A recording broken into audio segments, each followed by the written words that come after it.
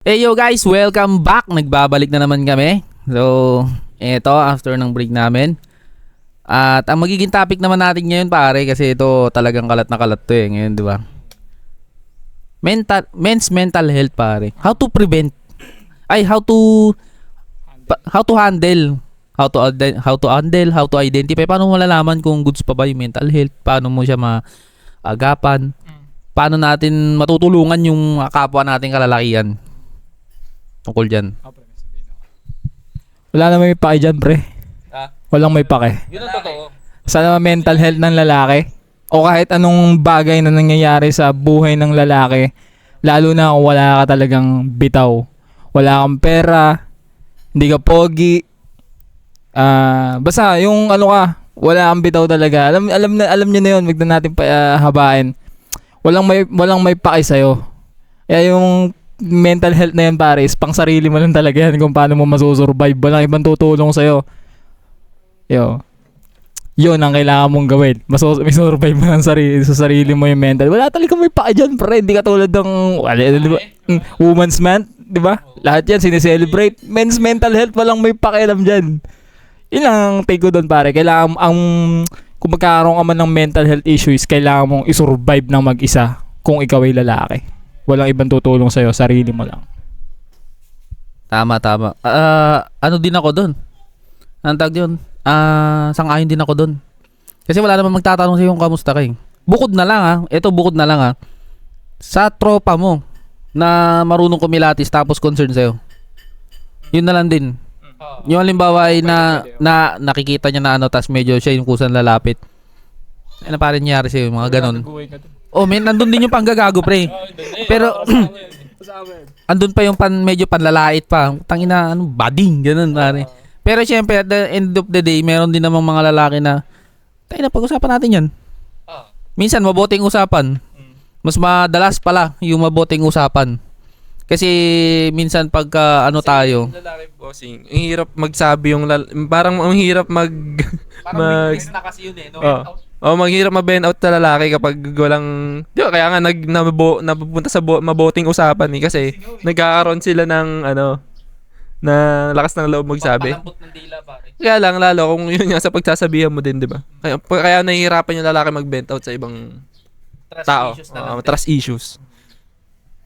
Yun, isa na yun. Trust issues pa kalaban. Imbis na makapaglabas ka ng sama ng loob mo, matatakot ka pa kasi baka mamaya masabi pa sa iba na may problema na nga ako. Tangina, dadagdag pa pagka kumalat to. Yung ganun.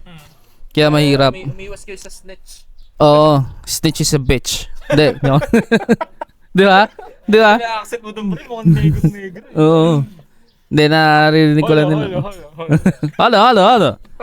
Hey, what's up? Hey.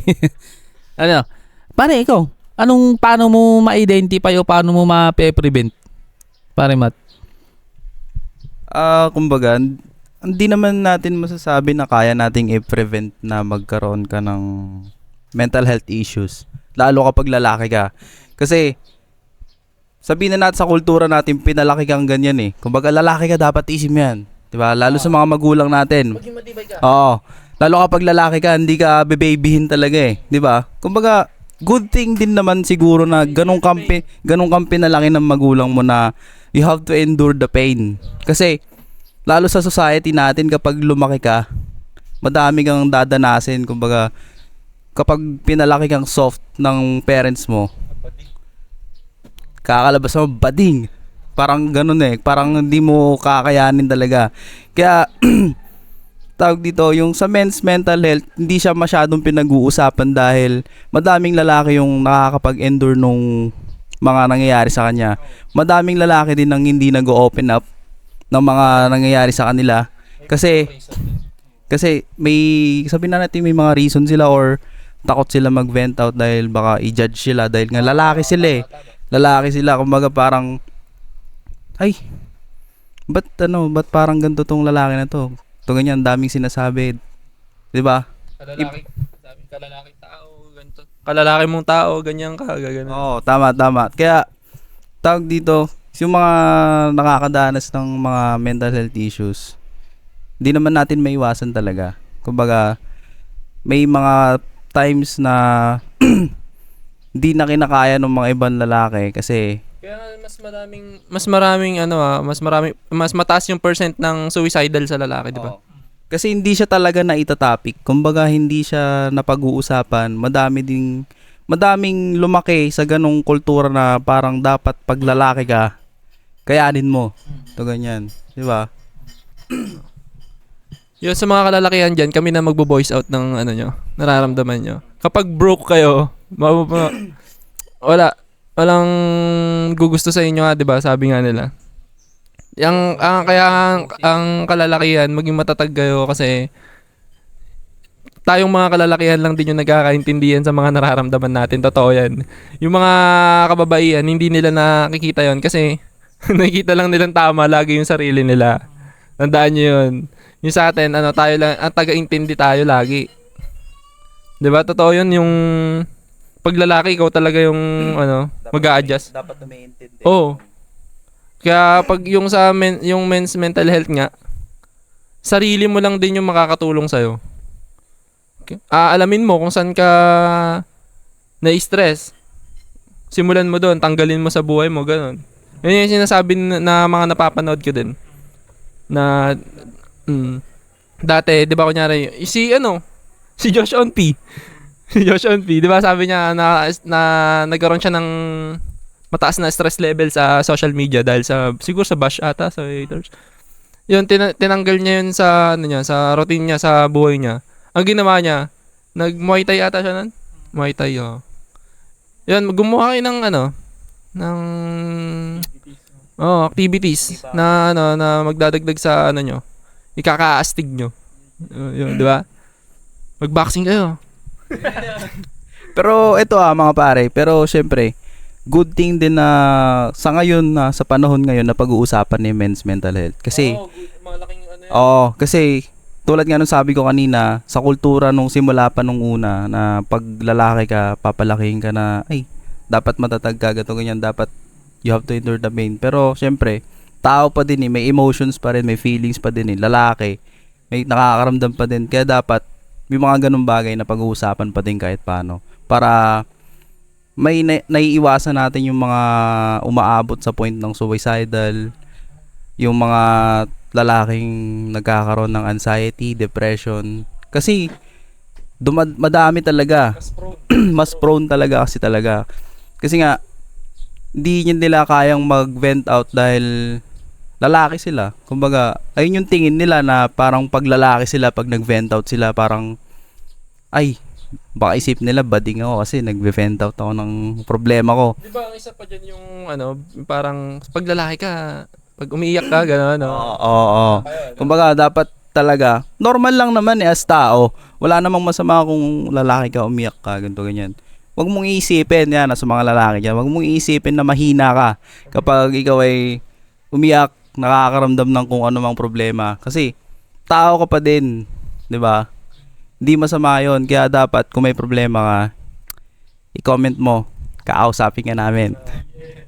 Mag-comment kayo dyan. Mamimili kami ng ng mga katanungan. 3 katanungan, siguro mga 5. So, next episode namin topic. Yun lang. Yun. Tama naman yung mga sinabi nyo, pre. Tsaka ito sa mga nakakapanood dyan, kung ikaw man, may pinagdadaanan o mayroong kakaibigan na may pinagdadaanan, wag mo nang hantayin na humantong pa nga dun sa may maging suicidal yung takbo ng utak niya. Hindi po kinakangiti yung tao Minsan pare, puro tawa. Minsan, Alam mo, masaya siya. puro joke. Oo. Pero hindi mo alam yung tumatakbo sa utak niya. Minsan, gawin na lang din natin sigurong hobby as a man at saka kayo, yung mga nanonood, na minsan magkaroon kayo ng man-to-man talk ng mga tropa nyo. Kasi baka mamaya, dun mo malaman na, tangina, ganito na pala yung tumatakbo sa utak ng kaibigan ko. Hindi ko pa alam dahil napakamasayahing tao. Hindi mo pansin. Talaga pare, may mga ganun na masayahin daw. Tas, pare, pag hindi na kaya, ganun na lang. Yun na yung last option nila. Para lang tumahimik yung utak. Kasi utak yung maingay dyan pare. Hindi mo makita sa sa facial expression yan di ba? Kaya i-normalize natin, kamustahin natin yung mga tropa natin. Bilang lalaki, di ba? I-check nyo din Lagi nyong alamin kung okay pa ba. Patawa-tawa lang pero pasuko na pala. May mga ganun ding point yun eh. Tsaka yun nga, hindi naman nakakabakla na umiyak eh. Tama naman yung sinabi ni Boss Matt eh. Hindi naman yun eh kasi tao ka pa rin naman eh. Pare-parehas lang din naman tayo ng emotion eh. Eh dun nga gagaan yung pakiramdam mo pag nailabas mo yun eh, 'di ba? Hindi naman sa sasabihin ng iba na putang ina mo, lalaki ka, ba't ka umiyak? Hindi, tang ina tao din pag hindi ka umiyak, ewan ko na lang. Baka psychopath ka na, ganun. 'Di ba? Sociopath parang ganun. Huwag mo na lang ipopost. Oo. Yung pare, yung sa nabanggit mo na yung sa pag-iyak ng lalaki. Oh, wala namang problema doon, pero siguro dapat piliin mo kung kanino mo ipapakita. Oh, wag mo ipakita, no? Wag mo ipopost. Siguro mas masarap umiyak pag tears of joy, pare. Pero yun nga, wala namang masama sa pag-iyak, basta yun, wag mo lang masyadong ipakita sa iba. Lalo na kung sa mga hindi mo pwedeng pagkatiwalaan, gagawin nilang weapon sa yun, sigurado. O kagaya nangyari sa akin. Hindi ka pwede magsabi. Yun ang isa din sa ano pare, di ba? Isa din sa mga tag dito. Nagiging hadlang eh para makapag-open up tayo eh. Yung trust issues. Sandatan nila yun. Oo. Kailangan talaga. Kasi parang ang mangyayari dyan lalo na yung nangyari nga sa akin na ano.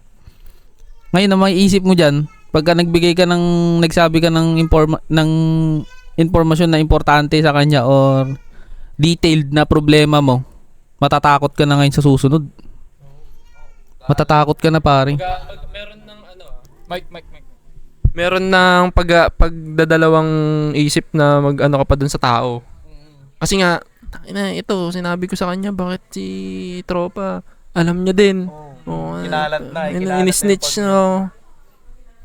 Kaya nakakatakot din. Imbes sana mas gumaan, parang mas bibigat pa. Kaya ako mahirap-hirap na rin ako pare. Minsan, Kaya dapat marunong kumapa. kapain mo. Wag lang sa dilim Risky.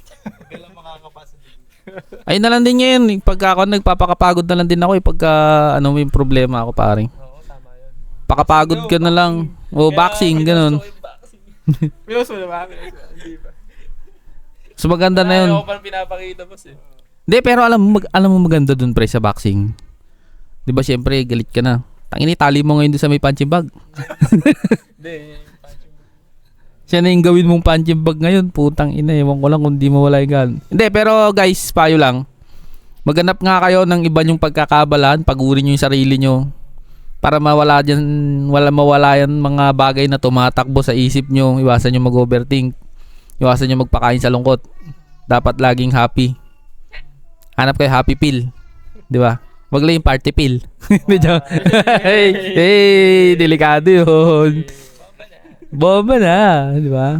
Hindi yung porke malungkot ka, nakadukdok ka dun sa isang tabi. Sisiksik ka na pala dun sa may etub mo. Di ba? It's lang yun. Wag lang yung shabs. Oo, ano eh. Makem. Don't panic, it's organic, ika nga eh. Pero yun, try nyo kamustahin. Kasi legit yun, nangyayari yun na tawa ng tawa, masayahin, tangina, yun pala, yun yung tumatakbo sa utak niya. Last resort ko na to, ganito, pag di ba rin nagbago, ending ko na. Di ba? Ito, totoo naman talaga yun eh. Kasi pag tayo lalaki, talagang tayo lang din eh. Ay, ilang beses na akong naano sa problema, pero wala. Naisip ko nga, walang mangyayari. Sa akin, one thing lang na natutunan ko ngayon, ang tawag dito, yung pagkabisihan mo yung sarili mo, gumawa ka ng pagkakabisihan mo, yung parang aligaga ka na lahat sa bagay. Mas gusto ko yun eh, yung maging busy ka sa iba. Alam mo muna, isang tabi mo muna ganitong problema, di mo siya maiisip, kunyari magkalikot kang motor, mag-exercise ka, mag-isip ka ng bagong pagkakabalahan, yun. Parang mas gusto ko yun ngayon, yun yung one thing na natutunan ko sumubok mo ng mga bago, tapos wag ka na mag-scatter. Malulubog ka dun. Pitik-pitik lang. Joke lang. Yun, mas gumawa, yun yung natutunan ko ngayon. Yung pagkabisihan mo yung sarili mo. Yun, mas improve mo yung physical mo. Yun lang. Kasi, yung physical mo, ay yung pananamit mo saka yung physical mo yung nagre-represent sa'yo, di ba? Yun yung ano ko ngayon, nasa isip ko.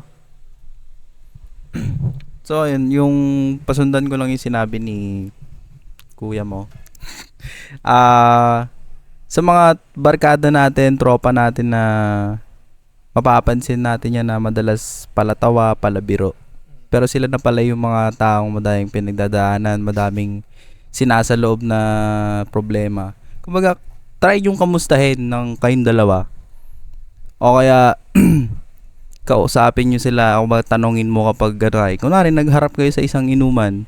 Kasi, malambot na dila dyan kapag may alak na eh. Kumbaga, try mo siyang kamustahin.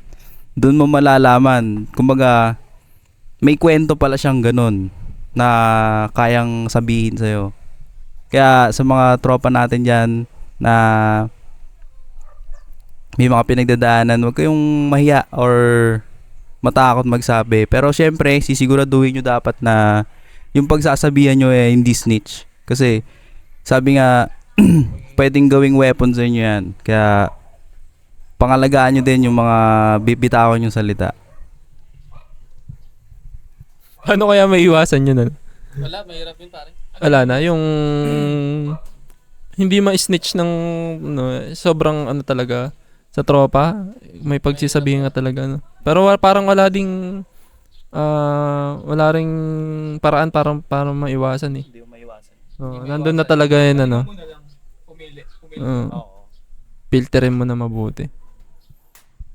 Okay, minsan saraliin mo na lang, ganon.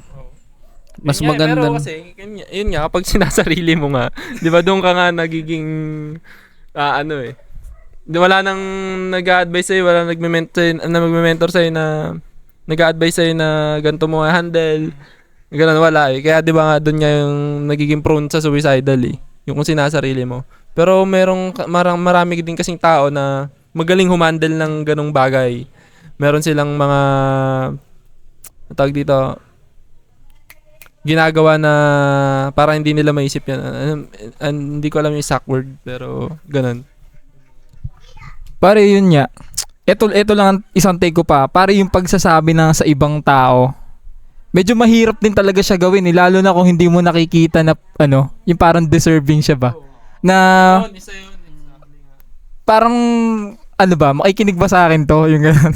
Yun lang ang mahirap din kasi meron din kasing mga tropa na alam mo na hindi ka i-snitch. Pero parang hindi mo siya pwedeng sabihan ng mga ganung bagay. Parang wala siyang may give back sa'yo ay. May mga ganun. Hindi niya matitake. Pero wala siyang parang, sa tingin ko lang, wala siyang pakialam dun sa nararamdaman mo, ganun. Pero hindi ka niya i-snitch ha. Ikaw, sabihin mo lang, ganun. Parang, putang ina, sige. Pero wala siyang may bibigay sa'yo. Wala siyang may advice. Parang yes man, ganon. Puro lang na. ganon. Kumbaga kaya ka nga parang kaya ka nga mag-open up para makaramdam ng empathy. Kumbaga, siyempre di naman lahat ng tao may empathy kaya dapat parang ang hirap din magsabi sa mga taong walang empathy, di ba? Parang yes, oo lang siya ng oo, ganun. Yung sasabihan mo hindi siya makapagbigay din ng magandang opinion, so hindi rin masasolve yung problem. Yan, sasarilihin mo na lang di ba? Ending nun, di ba? Ako naging kwan ko dyan dati pare, throttle therapy. Tang ina. Mabisa din. Oo, pare. Andun yung tipong 100 plus yung takbo ng motor ko, no hints yun. Oo, pare. Ewan ko kung tama pa yung trip ko na yun. Mali. Oo, pare. Yung dadaan ka sa pagitan ng truck, tapos bibitawan mo yung manibela. Iba na yun, mali yun eh. Oo. Malapit na sa suicidal din Tang ina. Tang ina nung... Tamang motor lang. Oo. Sa akin kasi iba yung throttle therapy. Sagad yung throttle, pare. Tang ina. Pwede yung freeway. Hindi. Kahit hindi, pare. Tang ina. Saka kung full gear ka, Parang yung adrenaline. Parang sinusubukan mong saktan yung sarili mo kapag ganun. Pero nakaraan pa naman yun. Naging trip ko yun, pre. Putang ina. Tatanggalin ko yung helmet ko. Takbo ka 90 kahit palengke, ganon. Gitnang gitna. Tang ina. Daredevil yan ba? Hindi, yun na lang talaga. Yun nga. Pero makakahanap ka rin din naman ng mapagsasabihan mo. Sana yung mapagsabihan mo hindi naman gamitin laban sa'yo, ganun. Basta yung nakakaintindi na lang din. Pero kung alam mong wala, intindi mo na lang din sarili mo. Ganun na lang din yun. Kasi ako mas madalas, sinasarili ko lang din minsan eh. Marinig mo ako, mura ako ng mura. Pagka mainit ulo, putang ina kasi. Ganun lang ako ng ganun, putang ina. Yun lang ang maano ko, pero doon ko lang nilalabas yung galit ko ay gigil, busy, lilibang, dilipas. Bagbalik. Ganun lang din naman yun, cycle lang din naman yan, pre. Hindi naman mawala yun eh. Lilibangin mo lang yung sarili mo hanggang sa mawala. Pero babalik. Kasi problem is always a problem. Kung babalik man siya, mas kaya mo nang i-handle. Nalagpasan mo na eh. Oo, Diba? yun. Easy mode na lang yun para sa'yo. Kumbaga yung hard mode siya ngayon, pero pag in-mind mo, para ka nag-level up, easy mode na lang siya pag bumalik sa'yo, ganun. Pag nag-rotate siya. Saka wala namang taong walang problema, di ba? Oo, pare, lahat naman ng tao may problema. Pag wala kang problema, putang ina, di ka tao. Patay ka na. Baka ano, pare, pag wala siyang problema, pwede siguro nun, ano na lang siya, utot. Saan naman nun? Wala na, unat na. Nakapikit na, ganun. Oo. Ay, may, Kaya pa ba? Kaya pa? wala na po. 940 na pala. Pwede na. Yung middle income, saka nun. Sige pa. Oo, ipasok bukas eh. So, cut na natin to. Yeah. So, guys, kung umabot kayo dito sa... Ay, sorry. Ulit. So, guys, eto nga pala, kung umabot kayo dito, sana may mga natutunan kayo, may mga napulot kayo, maasar kayo sa amin, wala akong pakialam. Ganun lang. Pero yun nga, ang mga naging usapan natin ngayon, sana may natutunan kayo about dyan sa mga balikan natin culture shock, kung di mga binabaon mo pagpapasok ka sa work, about dyan sa same-sex marriage, sa mga live-in partner na nagde-deny kung merong totnak na nagaganap. Wala daw. Tsaka dyan sa may men's mental health, ito talaga pinaka-importante sa mga napag-usapan natin ngayon. Lagi nyo kakamustahin yung mga tropa nyo dyan. No? Oo, vibe check lagi. Hindi yung sarili mo na lang tinitignan mo, tumingin ka rin sa iba, lalo na sa mga kalalakihan. No? So, ako nga pala ulit to, si Tito Banjo. Kupal sa kupal. Yun lang. Ito nga pala ulit si Alan Guzman, aka Mr. Malumanay. Shoutout sa Peace of Minds, shoutout sa GRA, shoutout sa Temple Street, shoutout sa alas namin, shoutout sa mga Piman, shoutout sa mga karnal namin dyan. Yeah! Yo, this is Kuya Mubin. Shoutout sa mga tropa natin dyan sa workplace natin na nanonood sa atin palagi.